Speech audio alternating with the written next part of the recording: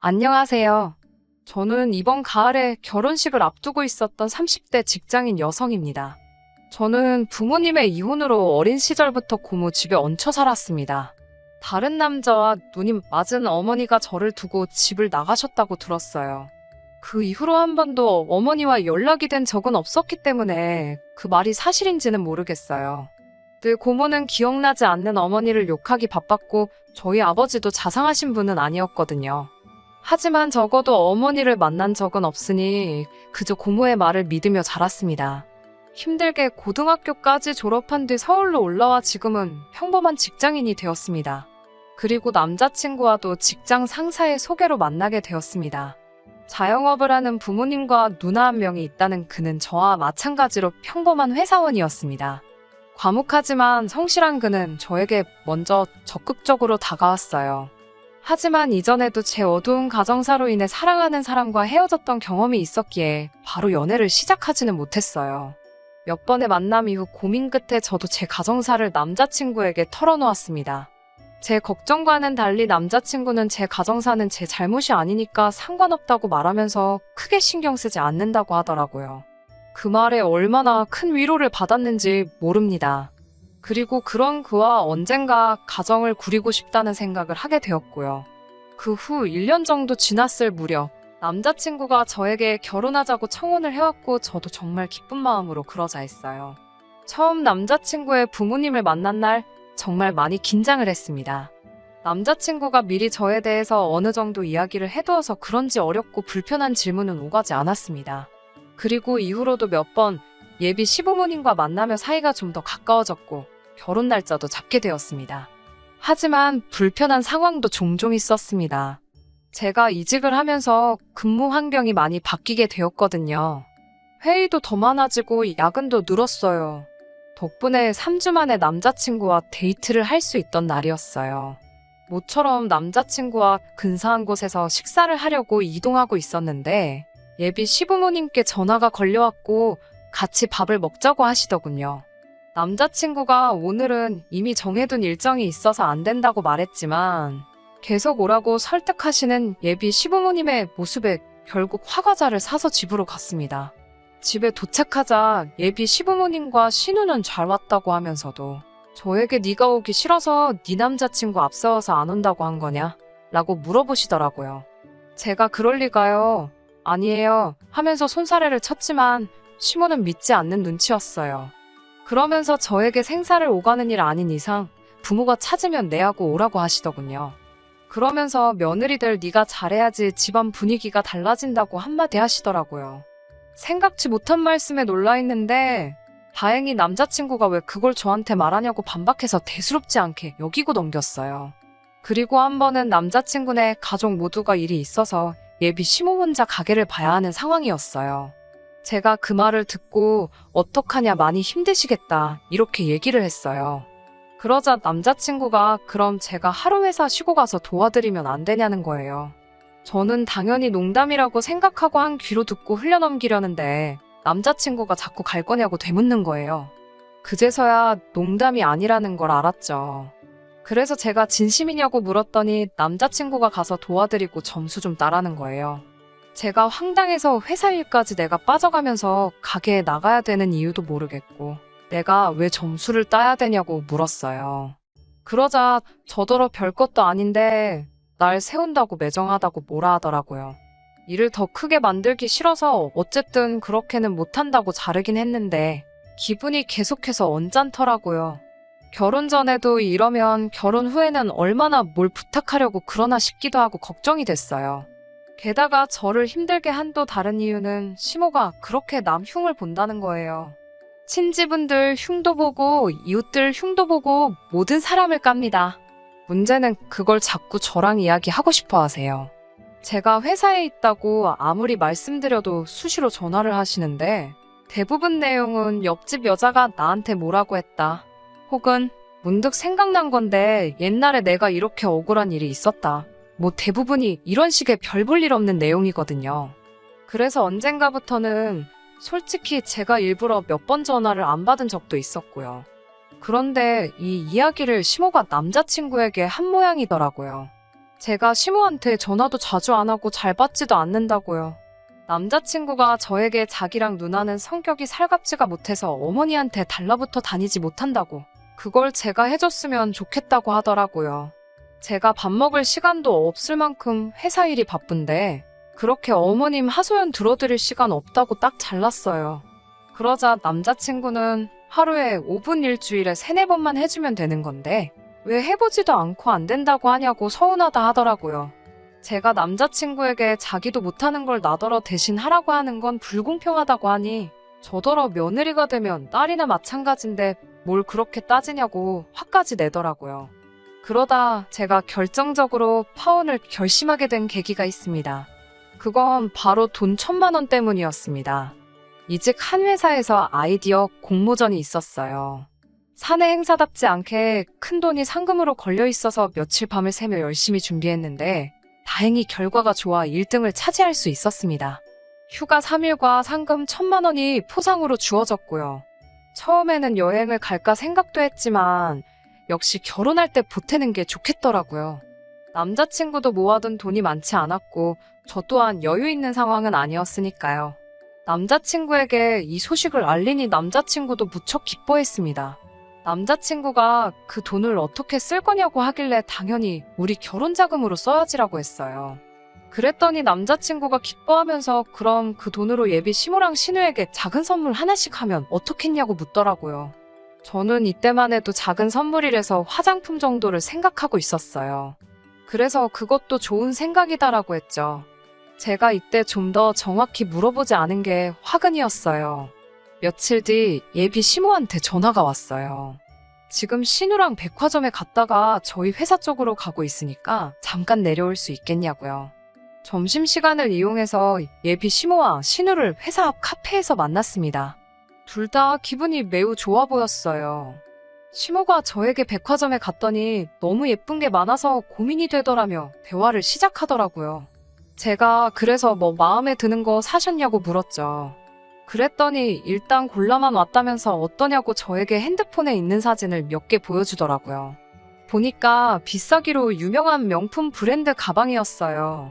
저는 정말 예쁘다고, 그런데 이것들 조금 비싸지 않냐고 물었어요. 그러자 옆에 있던 신우가 저에게 사실 가방 2개 합치니까 1,000만 원이 좀 넘더라며 근데 넘는 건 우리가 보탤 거예요 라고 말하더라고요. 자기들 가방인데 자기들이 돈을 보탠다는 게 이상해서 누가 사주는 거냐고 물었더니 둘이 저 한번 쳐다보고 서로 한번 쳐다보더니 깔깔웃더라고요. 제가 왜 그러냐는 표정으로 쳐다보니까 신우가 말하기를 제가 그 가방을 예단으로 사준다고 했다는 거예요. 제가 순간 벙찌고 황당해서 저는 그런 말 한 적이 없다고 했어요. 그랬더니 시무랑 신우가 어이없다는 식으로 저를 쳐다보더라고요. 저도 같은 표정이었을 거예요. 어색한 정적이 흐르고 갑자기 시모가 어디론가 전화를 걸었어요. 그러더니 저를 바꿔주더라고요. 보니까 남자친구였어요. 남자친구가 무슨 일 있냐고 저에게 묻길래 시모랑 신우가 내가 가방을 사준다고 했다는데 이게 무슨 말이냐고 반문했어요.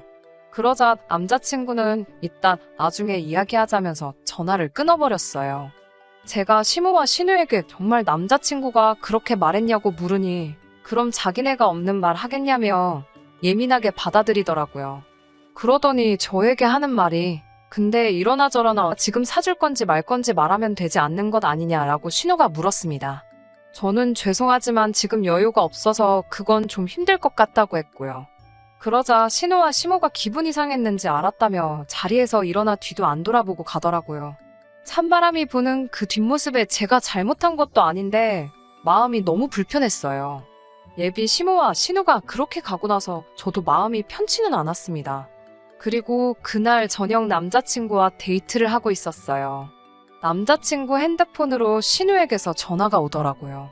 전화를 받는 남자친구의 안색이 점점 안 좋아지는 걸 보고 낮에 있었던 일 때문이라는 걸 어렴풋이 짐작할 수 있었어요. 아니나 다를까 전화를 끄는 남자친구의 표정이 영 좋지 못했어요. 그러더니 아까 도대체 시모와 신우에게 뭐라고 한 거냐고 따져 물었습니다. 저는 있는 그대로 솔직하게 이야기했어요. 덧붙여 왜 저랑 상의도 하지 않고 시모와 신우에게 그런 큰 선물을 하겠다고 약속했냐고도 반문했습니다. 그러자 남자친구가 하는 말이 자기 집에서는 저를 친딸이나 마찬가지로 받아들이고 사랑할 마음이 되어 있다. 그런데 저는 아닌 것 같대요. 그게 무슨 소리냐고 다시 따져 물으니 하자 있는 제 사정을 이해해주는 고마운 가족들에게 그 정도 선물이 뭐가 어렵냐고 너무 야박하고 치사하더군요. 그제서야 깨달았습니다. 제 가정사를 두고 제 잘못이 아니라며 뭐 어쩔 수 있었냐고 말하던 건 다 거짓부렁이었다는 걸요. 제가 부모님이 안 계신 걸 이유로 저를 하자 있는 사람으로 생각하고 있었다는 걸 제가 눈치채지 못할 정도로 철저하게 숨겨왔다는 사실에 소름이 돋더군요. 사람 보는 눈이 없다고 할 정도로 눈치가 없지는 않았는데 말이죠. 단지 이 남자에게는 제가 부모가 없다는 이유 하나만으로 자기 부모에게 그리고 자기 형제에게 제 모든 걸 다 바칠 사람이라고 생각했던 것 같습니다. 저와의 결혼도 애초에 그럴 계획으로 저에게 접근했겠죠. 그리고 점점 이 결혼은 하면 안 되겠다는 생각도 들었고요. 결국 남자친구에게 그럼 우리 결혼 다시 생각해봐야 할 것 같다고 말했습니다. 남자친구는 그깟 1,000만 원 때문에 헤어지자고 하는 거냐며 저더러 다시 봤다고 실망이라고 하더라고요. 마지막 기회를 줘보고 싶은 생각 또한 없었지만 남자친구에게 한번 떠보듯이 물어봤어요. 너도 그 금액에 상응하는 만큼 내 고모에게 선물을 하라고요. 그럼 저도 그깟 1,000만 원 아까워하지 않고 신우와 시모에게 선물하도록 하겠다고요. 남자친구는 인상을 잔뜩 찌푸리며 부모님도 아닌 사람한테 뭐하러 그렇게 돈을 쓰냐고 하더라고요. 앞으로 저를 딸같이 여겨줄 자기 가족들한테 돈 1,000만 원 쓰는 게 아깝냐고 성질을 내더라고요. 아까우면 아깝다고 말하라나요. 남자친구한테는 웃으며 대답해줬어요. 그렇지 않다고 1,000만 원이 전혀 아깝지 않다고요. 제 말에 남자친구 얼굴이 환하게 바뀌더라고요. 제가 시간 끌 거 있냐고 뭐 사고 싶은지는 내가 봐서 안다고 백화점으로 당장 가자고 했습니다. 신우와 시모가 골라놓은 명품들을 들고 남자친구와 계산하러 향했습니다. 계산을 하기 직전에 남자친구에게 아직 상금이 입금이 안 돼서 들어오면 곧바로 계좌이체를 해준다고 말하고 남자친구의 카드로 일시불로 긁어버렸습니다. 포장하면서 어차피 드릴 건데 이런 게 뭐가 필요하냐고 택도 뜯어버리고 백화점 쓰레기통에 영수증과 함께 버려버렸어요. 남자친구 집에서 선물을 전달해드리니 두 사람도 입이 귀에 걸려있더라고요. 이럴 거면 아까 진작에 사주지 뭐하러 여러 사람 기분 나쁘게 그랬냐고 하더라고요. 참 끝까지도 좋은 구석이라고는 하나도 없는 사람들이었어요. 남자친구가 저를 대변이라도 해주듯 아직 상금이 입금이 안 돼가지고 그랬던 거라 제 편을 들어주더라고요. 그렇게 분위기가 그쪽 집안들만 신이 나서 화기애애한 가운데 제가 찬물을 확 끼얹어 버렸습니다.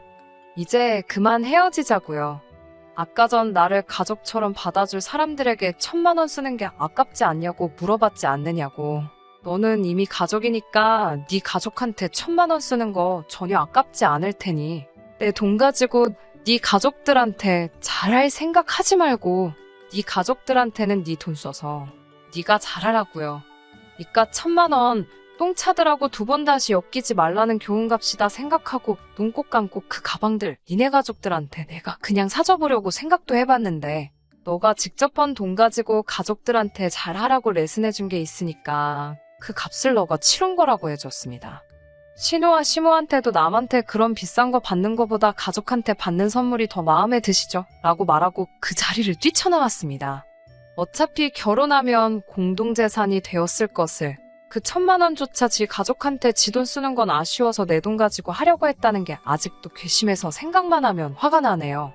결국 남자친구와는 그날로 헤어졌습니다. 제가 1,000만 원이 아까워서 헤어진 게 아니에요. 남의 개인사를 가지고 약점이라고 생각하고 저를 휘두르려 하는 모습과 네 돈 내 돈 따지면서도 내 돈은 자기 가족한테 다 써야 하는 심보를 가진 사람하고는 가정을 이루어봤자라는 생각밖에 들지 않아요. 그래도 한때 결혼까지 약속했던 사이이다 보니 핸드폰에 저장된 번호로 사진으로나마 그 집 구석 소식을 볼 때가 있어요. 신우의 SNS에 들어가 보면 그 가방을 들고 찍은 사진이 하나도 없었어요. 평소에도 사소한 것까지 남들 보여주고 싶어 사진으로 전부 찍어 올릴 정도인 사람이거든요. 그런데도 사진 하나 안 올라오는 것 보면 아무래도 그 가방은 환불을 받은 것 같네요. 일부러 영수증도 버리고 택도 뜯었으니 환불하려면 말싸움 좀 해야 했을 텐데 나한테는 그 돈이 아깝냐면서 자기 돈은 정말 아까웠는지 말싸움까지 해서 환불을 받아냈나 봅니다. 그런 거 보면 안전 후회가 없어요. 오히려 결혼 전에 자기들의 본 모습을 까발려줘서 고마울 따름이에요. 제가 그 상금을 타지 않았더라면 꼼짝없이 그 사람들 본성도 모른 채 그 집에 시집가서 어떤 대우를 받고 있을지 뻔하다 보니 오히려 안도의 한숨이 나오네요. 이 1,000만 원만큼은 제가 정말 필요한 곳에 저를 위해 쓰도록 해야겠습니다. 제가 준비한 사연은 여기까지입니다. 끝까지 들어주셔서 감사합니다. 오늘의 사연은 여기까지입니다. 구독과 좋아요, 알람 설정 부탁드리고 더 좋은 사연으로 다시 찾아뵙겠습니다. 감사합니다.